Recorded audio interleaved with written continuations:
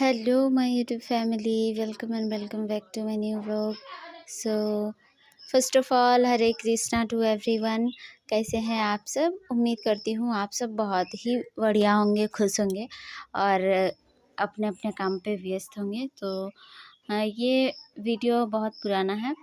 बहुत इधर बारिश हो रही थी जिस वजह से ना फ़ोन थोड़ा सा डेड भी पड़ जा रहा था, तो मैंने ना ही एडिट करी थी और ना ही अपलोड कर पाई थी।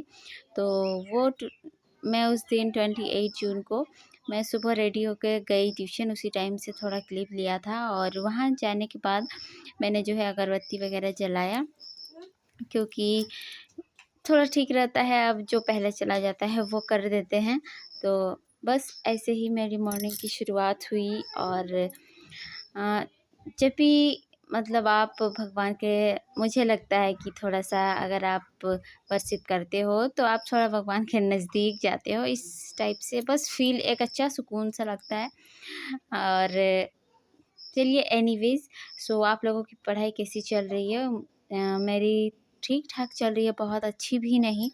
अभी मैं बहुत ज़्यादा प्रेशर के साथ नहीं पढ़ रही हूँ, क्योंकि अभी बहुत ज़्यादा भी एग्ज़ाम को समय नहीं है हमारे पास। लेकिन फिर भी एक उम्मीद लिए हुए कभी अपना टारगेट पूरी कर पाती हूँ, कभी नहीं कर पाती हूँ। आप लोग भी ऐसे ही प्रॉब्लम से फेस कर रहे होंगे कि कभी-कभी लगता है कि मेरा बहुत ज़्यादा छूट गया है, बहुत कम टाइम है मेरे पास और बस हार मानते होंगे। एनीवेज़ फिर मैं कोचिंग से आने के बाद खाना वगैरह खाई, सारा चीज़ हो गया था। उसके बाद मैंने जो है ईशान को पढ़ाना शुरू किया, क्योंकि अभी रथ यात्रा के चलते ना छुट्टी था उसका 2 दिन, तो इसीलिए उसको मैं घर ले आई थी।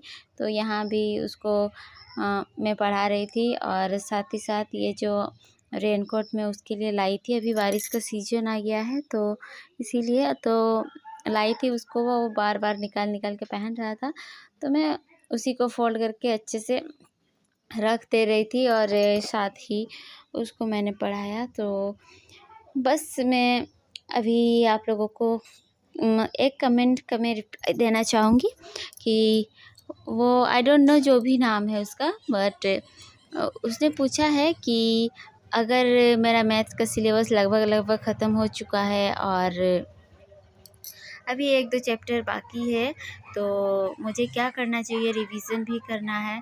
तो मुझे लगता है ना, आप रिवीज़न करते ही रहना और साथ ही साथ जो है अपना मॉक टेस्ट वगैरह देते रहना और उसको अच्छे से एनालाइज़ करते रहना। इससे बहुत ज़्यादा बेनिफिट हो सकती है, क्योंकि जो पुराने आपका चैप्टर्स हो गए हैं ना, उसका ज़रूर कोई ना कोई सवाल तो होगा ही आपका टेस्ट में। तो प्रीवियस ईयर के क्वेश्चंस का सेट लगाते रहना और बस इसी तरह अपना प्रिपरेशन का भी जारी रखो, क्योंकि है ना अभी हमारे पास बहुत कम समय है। तो अभी अगर हम सिलेबस ही करते रहेंगे और मैथ को ही पकड़ के रहेंगे, बाकी सबको छोड़ देंगे, तो ऐसा भी करना उचित नहीं है और सही होगा भी नहीं। तो ये जो आप क्लिप देख रहे हैं ना, ये शाम का है। हम डिनर वगैरह कर चुके थे, उसके बाद ही मैंने सारे बर्तन वगैरह धोए। अभी आपको पता ही होगा मैं थोड़ा अर्ली डिनर कर रही हूँ, 7 बजे तक मेरा हो जाता है। तो अभी थोड़ा सा क्लियर ही था, वही लगभग 6:30 की कुछ हो रहे थे। तो मैंने फिर सबको बर्तन वगैरह सफाई की खा पी के, और बस ऐसे ही हुआ।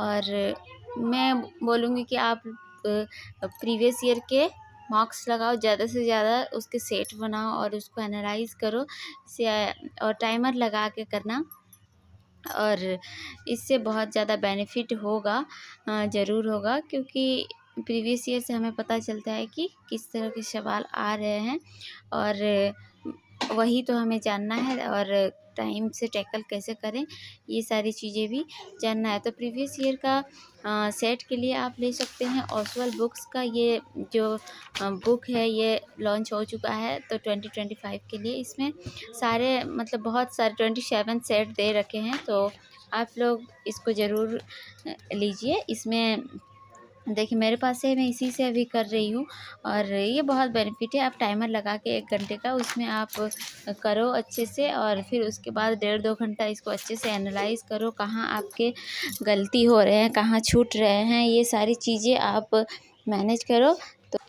इसमें बहुत अच्छे से टियर 1 के लिए भी आपका दे रखा है कि कौन कौन सा सब्जेक्ट होते हैं, कितने क्वेश्चंस होते हैं, टाइम कितना मिलता है और मार्क्स कितने होते हैं, नेगेटिव मार्किंग, सारी चीज़ें। और टायर 2 में भी आपका कौन कौन सा सब्जेक्ट है, ये वही सारी चीज़ें दे रखी है। और ये देखिए सबसे पहला पेपर आपका, आप देख सकते हैं सब कुछ एकदम सिस्टमेटिक वे में दिया हुआ है और उसका जैसे ही क्वेश्चंस ख़त्म होते हैं आंसर भी दिया है और उसके बाद डिटेल एक्सप्लेनेशन भी किया हुआ है। तो बहुत ही अच्छा है, आप लोग ज़रूर ही इसको लीजिए। और ये देखिए जैसे अगर आपका जीके में क्वेश्चन का आंसर दिया तो उसके डिटेल में भी दिया हुआ है, तो बहुत बढ़िया है। टोटल 27 सेट है, ये भी बहुत है। अगर आप अच्छे से इसको एनालाइज करते हो ना, ये भी बहुत अच्छा है। उसके बाद 2 मॉडल सेट पेपर दिया हुआ है प्रैक्टिस के लिए और उसका आंसर भी लास्ट में दिया है और QR है, आप उसको स्कैन करके उसका आंसर देख सकते हो। फिर ये था उसका नेक्स्ट डे का क्लिप, मीन्स 29 जून का। इसमें आप देख सकते हैं मैं होमवर्क्स बना रही थी। जैसे मैंने बताया ना, बहुत ज़्यादा बारिश हो रही है तो फिर करंट वगैरह था नहीं, तो इसीलिए सुबह को मैंने जल्दी जल्दी से अपना होमवर्क्स किया और घर के सारे काम किए और बस उसके बाद मैथ्स का होमवर्क था तो वो सारी चीज़ें करी और फिर उसके बाद मैं चली गई थी फिर से उस दिन कोचिंग। तो इस तरह से मेरा जो भी बोलिए आप, बहुत ज़्यादा परेशानी या किच भरा या कुछ भी बोल सकते, तो वो मेरा तो हैबिट सा हो गया है, तो मुझे बहुत ज़्यादा नहीं लगता कि ये मेरे साथ ठीक नहीं हो रहा। अगर बाबू को कोई देख लेता है तो फिर मेरे लिए सब कुछ ठीक ठाक ही है। तो बाबू के लिए है कि अभी मेरे हस्बैंड घर में रहते हैं तो फिर वही देख देते हैं। जब वो अपना ड्यूटी करने लगेंगे तो फिर थोड़ा सा दिक्कत होगा इसको, फिर कहाँ दें क्या, वो सब का टेंशन, तो वो सबको बाद में ही देखेंगे। अभी जब तक हैं तो तब तक देख रहे हैं, तो इसमें कोई दिक्कत नहीं है। सो एनीवेज गाइज, और हाँ, अगर आप मेरा वीडियो पहली बार देख रहे हो तो प्लीज़ चैनल को सब्सक्राइब कर लीजिएगा। और जब भी आप सब्सक्राइब करते हो ना, फिर उसके बाद आप मेरे वीडियोस को लाइक करते हो, ज़्यादा से ज़्यादा शेयर करते हो और कमेंट भी करते हो, तो मुझे बहुत अच्छा लगता है और मैं कोशिश करती हूँ कि कमेंट का रिप्लाई ज़रूर करूँ। और ये मैं उस दिन रेडी हो रही थी तो उसी का थोड़ा सा क्लिप ले लिया था। सो एनीवेज, और आप लोग ज़रूर मेरा वीडियो इसको शेयर कीजिए और ज़्यादा से ज़्यादा देखिए, आपको बहुत मज़ा आने वाला है। तो और अपना पढ़ाई भी अच्छे से ही कीजिए और टेंशन मत लीजिए कि मेरा सिलेबस नहीं हुआ है, इसको मैं कैसे करूँ, उसको मैं कैसे करूँ। ये सारी चीज़ों को साइड में रख के बस काम करते रहिए, क्योंकि इससे बहुत ज़्यादा बेनिफिट होगा।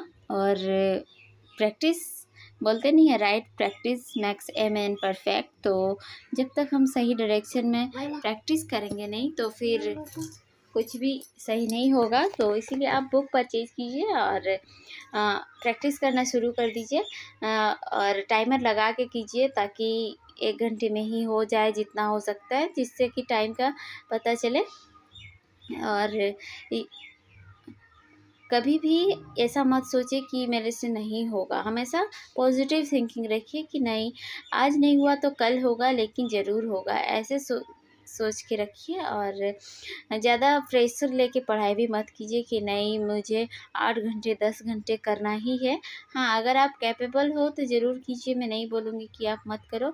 फिर ये आप जो क्लिप देख रहे हैं, ये मैं कोचिंग से आने के बाद खाना वगैरह चढ़ाई, क्योंकि ऐसे भी सुबह को नहीं बनाई थी, बारिश बहुत है, बहुत हो रहा था तो नहीं बना पाई थी। और आज मैं इसको कर रही हूँ आपके पास। ये वीडियो कब तक जाएगा मुझे नहीं पता, लेकिन आज है 2 जुलाई और मैं ये वीडियो एडिट कर रही हूँ। और उस दिन फिर मैंने जो है फिर पढ़ाई की, जिसमें मुझे मैथ्स के मैंने कुछ क्वेश्चन सॉल्व किए और फिर इंग्लिश पढ़ा और बस ऐसे ही था, जितना हो पाता है मैं कर रही हूँ। मैं सब्जेक्ट का बात करें तो मैं कोशिश करती हूँ सारा सब्जेक्ट को ही डेली पढ़ने का। ये भी एक सवाल था मेरे कमेंट में कि आप कौन कौन सा सब्जेक्ट डेली पढ़ती हो। तो मैं सब पढ़ती हूँ डेली। आई मीन जैसे कि आपका चारों सब्जेक्ट है ना, अभी चारों ही करती हूँ। मीन्स एक कोई भी प्रीवियस ईयर का सेट लगाने का कोशिश करती हूँ और उसको एनालाइज करती हूँ। और जितना मेरा ट्यूशन में कराया जाता है कोचिंग में वो करती हूँ, और एक्स्ट्रा मैं बहुत ज़्यादा और नहीं कर पाती हूँ, क्योंकि सारा चीज़ को अगर मैं एक एक चैप्टर या कुछ करने का कोशिश करूँ तो टाइम नहीं होगा उतना मेरे पास। तो ऐसे ही है, मैं जैसे हो रहा है करने की कोशिश कर रही हूँ। और आई डोंट नो रिज़ल्ट क्या होगा, बट अभी पढ़ाई तो जारी ही है। और ये नहीं बोल सकते कि मेरा स्ट्रगल आपका स्ट्रगल सबका अलग अलग होता है। तो एनीवेज जो भी हो, हमें लगातार लगे रहना है, बिल्कुल भी गिव अप नहीं करना है। अभी जैसे भी हो, एग्ज़ाम आ रहा है नज़दीक, तो उसके लिए पढ़ाई करिए और आगे जो भी होगा उसका आगे सोचेंगे, देखेंगे। अभी फ़िलहाल जो है अपना करते ही रहना है। और अगर मान लीजिए आपका एग्ज़ाम्स जिससे भी जाए, उम्मीद करूँगी अच्छा ही जाए, ताकि मेंस के लिए भी खुद को हम रेडी कर सकें। तो अब जैसे भी होगा वो तो बात का डिसाइड होगा। अभी फ़िलहाल मार्क्स लगाइए ज़्यादा से ज़्यादा और उसको एनालाइज़ कीजिए अच्छे से। सो उस दिन फिर रात को क्या था ना, बच्चे ना बाहर निकलने खोज रहे थे, तो फिर मैंने किया क्या, मैं वो लोगों को घर में ही कुछ कुछ गेम्स करा रही थी। तो बहुत फ़न भी था, तो मज़ा भी आ रहे थे। तो एनीवे सब कुछ मैनेज करना होता है। अब वो लोग के साथ भी खेलना होता है, क्योंकि बारिश में अब वो लोग कहाँ ही भेजेंगे। सो एनीवेज यही था आज का वीडियो। आप लोगों को कैसा लगा कमेंट बॉक्स में ज़रूर बताइएगा। और इस तरह के इंटरेस्टिंग वीडियो के लिए मेरा चैनल को सब्सक्राइब कर लीजिएगा और ज़्यादा से ज़्यादा शेयर कीजिएगा। सो मिलते हैं आपसे नेक्स्ट ब्लॉग में, तब तक के लिए बाय बाय। और अपना ख्याल रखिए, अपना परिवार का भी ख्याल रखिएगा, और साथ ही अपने सपनों के लिए कड़ी से कड़ी मेहनत कीजिए, क्योंकि सपने हमारे हैं तो मेहनत भी खुद ही करना होगा। और हम अपनी जिम्मेदारियों से भाग नहीं सकते कि जिम्मेदारी को, जैसे सपनों के चलते हम अपनी जिम्मेदारी को ही भूल गए और बस घर में झगड़ा वगैरह करते रहे। ये चीज़ नहीं होनी चाहिए। हमेशा सबको साथ में लेके चले और अपनी जिम्मेदारी को आगे बढ़ाते हुए, साथ में लेते हुए अपनी प्रिपरेशन को आगे बढ़ाएं। और उम्मीद करती हूँ जैसे जितने भी मेरे जैसी मदर्स हाउसवाइफ्स हैं जो अपना सपनों के लिए मेहनत कर रही है, सब सफल हो। और जो हाउसवाइफ्स नहीं है, मैरिड भी नहीं है, वो सब भी सफल हो। मैं यही भगवान से दुआ करूँगी। और मिलते हैं नेक्स्ट ब्लॉग में, तब तक के लिए बाय बाय, टेक केयर।